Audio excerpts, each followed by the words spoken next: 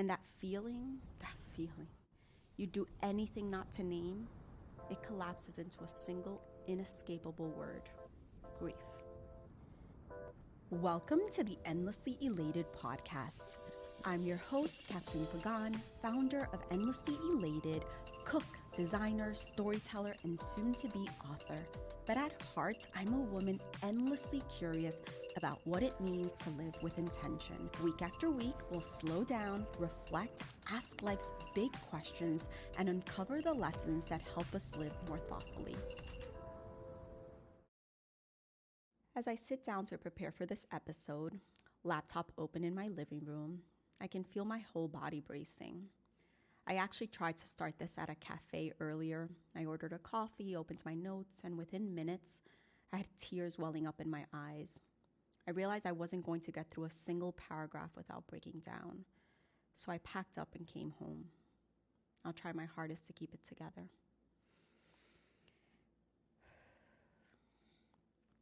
It's complicated. Navigating grief during this time of year, a season that insists on joy when you've experienced unimaginable loss.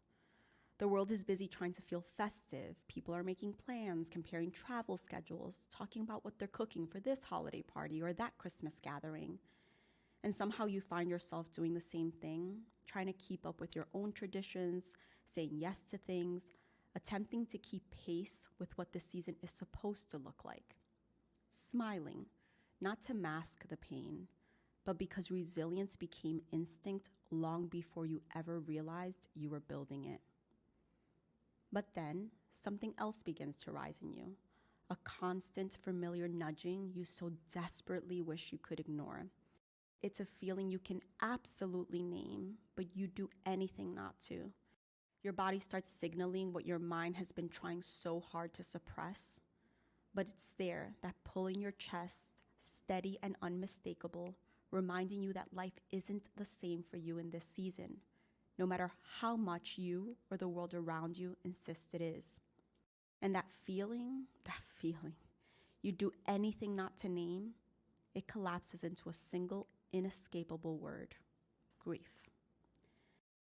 A few months after my mom passed, I remember running into someone I hadn't seen in years. They smiled and asked, "How are you?" The most ordinary question in the world. And I swear something inside of me just buckled. I felt this rush of heat in my chest, and before I could find a polite answer, I was uncontrollably crying. Of course, they were stunned, taken aback, and truthfully, I felt such shame. I kept apologizing. I didn't know what to do, and I just blurted out, "My mom died." And that's when you realize grief isn't a detour on the path. It's part of the terrain itself. It goes far beyond the definitions we've inherited or the 5 stages that were neatly packaged for us. It's not linear and doesn't follow any rules. It doesn't adjust itself to the expectations of others. Instead, we experience life after loss completely unique to who we are, which is why no 2 grief journeys will ever look the same. And it is why comparison will only misunderstand the truth. Grief is the deepest expression of love, not the opposite of it. To understand that is to see that sorrow and love are not opposites at all. They are reflections of the same depth. Before I continue, I'm about to share some explicit details about how I lost my parents, and if that feels tender or overwhelming for you, please feel free to skip ahead. During this very time of year, the holiday season of 2022, my mom was struck by a car while shopping for Christmas presents. She suffered the most severe brain injury a human can endure. To be explicit, her brain rotated inside her skull, cutting off the nerve endings that connect the brain to the body. That landed her in a coma, intubated. Before the new year, as God would have it, she woke up. And with immense gratitude and hope, and gosh, if you could feel what I felt in that moment, we thought the inevitable wouldn't happen, and the worst was finally over. But after being discharged, complications arose, and she was rushed to the hospital yet again with organ failure. This time, she would never regain consciousness, and in the end, I was tasked to make the unfathomable decision to take her off life support. I lost my dad to a debilitating muscle disease that took him from us slowly, piece by piece. We spent years in and out of the hospital with him, fighting complications. He too ended up in a coma while on vacation in Puerto Rico, a call I can vividly replay in my mind, and somehow survived it, but just like my mom, for only a short while longer. The disease still progressing, his ability to walk, to communicate, to eat was taken from him. And during a nap at home while under hospice care, one of his last standing muscles, his heart, finally gave out. And that's how I lost him. I recount this because when you experience loss at this depth, for me it was losing both of my parents in a way that feels impossible to process. You come to understand that grief is no longer a concept you can hold at arm's length. It becomes a landscape you learn to walk through every single day. And in that landscape, grief has taught me things I never could have understood from the outside. Realizations that come to me in ways I never could have anticipated. I feel like an orphan, I thought to myself once while I was in the shower. The words processed before I could catch them, and I paused, realizing that by definition, an orphan is a child whose parents have both passed away. And maybe I don't qualify as a quote-unquote child anymore, not in the literal sense anyway, but I'm still my parents' child. I will always be their child. I often find myself thinking about how no one will ever love me the way my parents did.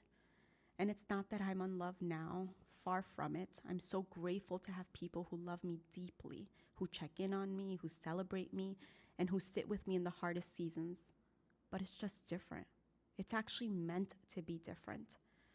The love I receive now is layered, conditional in the ways that love between adults often is, bound by the complexities of life and human nature. A parent's love, though, is something else entirely. It's the kind of love that says, I would die for you without needing to say it out loud. The kind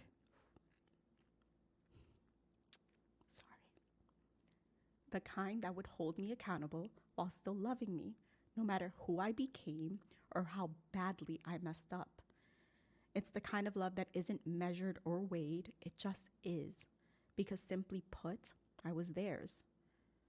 And now I live in a world with the sobering realization that I am no longer loved unconditionally, and that is something extremely difficult to process at times.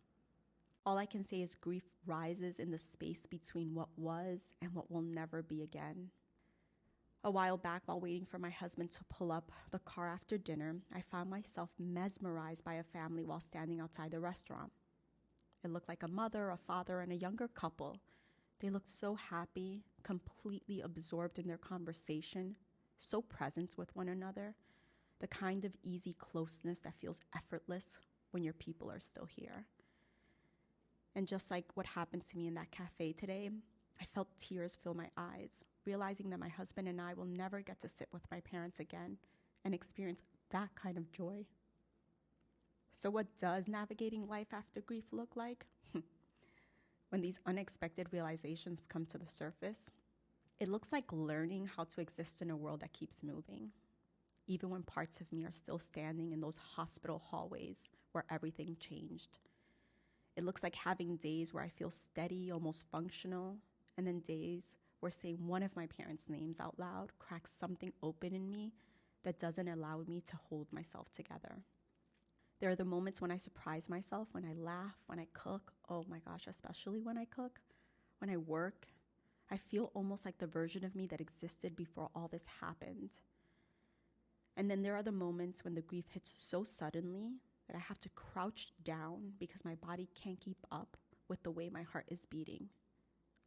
And while I can intellectually accept that this is my reality, anger, sadness, longing, guilt, love, joy, gratitude, these emotions all live at once inside of me, often crashing into each other in a way that makes grief feel like both too much and just never enough.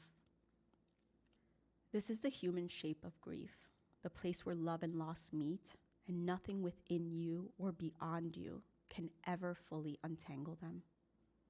If you're listening to this and you're carrying your own version of loss, I want to say that whatever you're feeling right now makes sense, truly. I've come to learn that once you've walked through grief of any kind, you begin to understand that you are part of a club no one ever asks to join. A club that rewrites you and changes every part of who you once were. One where, for better or worse, we recognize each other by the way we speak about the things we've survived. And even though our stories might be nothing alike, there's something deeply human about knowing you are not walking this alone. It creates this deep understanding of what it is to live with hurt and carry something you never fully put down. My grief and yours will never match. It's not supposed to. Grief has no hierarchy. There's no worse grief or easier grief. Your pain is shaped by your experience and not by someone else's circumstances. I also want to express that if anger is still lingering or sadness seems to be outweighing acceptance, if you have days where you feel functional and other days where you can barely name what you're feeling, there is nothing wrong with you. However you are processing this, it deserves to be acknowledged, not minimized or compared, and certainly not dismissed. Grief is not timed. It's not graded. It comes in different colorways. So all I can offer is that you give yourself grace, real grace, the kind that lets you move slowly when slowness is what the moment requires, the kind that says what I'm feeling has a place, even if I don't fully understand it yet. And this idea about moving on, I don't think that's real. What's real is that life slowly expands around the grief. You can't erase it or replace it. The only thing you can do is make room for a life that has to exist beside it. Because grief doesn't rewrite your story. It reveals the chapters you never expected to live through and the depth you didn't know you had to survive them. As I come to a close, I want to acknowledge something I hadn't yet. Grief is exhausting. Not just emotionally, but spiritually, mentally, and even physically. It takes a kind of strength most people never see because so much of grief happens quietly inside the parts of you that no one checks in on. Not because they don't want to, but because they don't always know where the real bruises are. And for us, naming them can feel like reopening them. And that isn't something we always have the strength or the desire to do. It's complicated. Grief is deeply personal. It's a different journey for each of us. Unexpected realizations will surface, and navigating grief becomes a moment-by-moment endeavor that reminds you how human it is to break and rebuild in the same breath. So if this conversation speaks to you and you are carrying this weight on your shoulders, if grief lives inside of you, I hope you let yourself breathe for a moment. Not to fix anything, not to make sense of it, just to honor the truth that you've made it through every impossible day so far. And if history means anything, you will survive the days ahead in the same quiet strength that carried you through those previous ones. And if grief isn't part of your life, be so grateful. My hope is that you get as many years as possible without ever having to meet it. Hold your loved ones close, be present, let the small things stay small, savor the ordinary moments that make up life, because as we all eventually learn, none of us are exempt from loss. It's only a matter of when.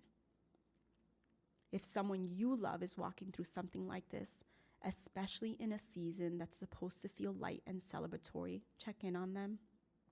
A small gesture, a moment of presence, a simple "I'm thinking about you" can mean more than you'll ever realize.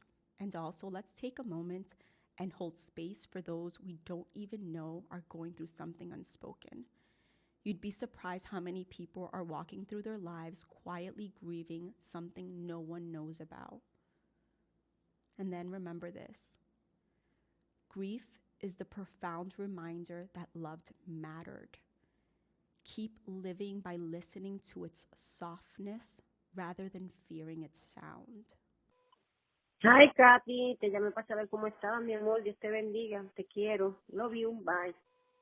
I love you too, Mom and Dad. Thank you so much for listening. If you'd like to support the show or access the full versions of other episodes, you can become a subscriber by using the link in the show notes. Please make sure to follow wherever you stream your podcast, and if you feel called, share it with someone who might need to hear this too. We'll be on holiday break for the next 2 weeks, so I'll meet you right back here in the new year.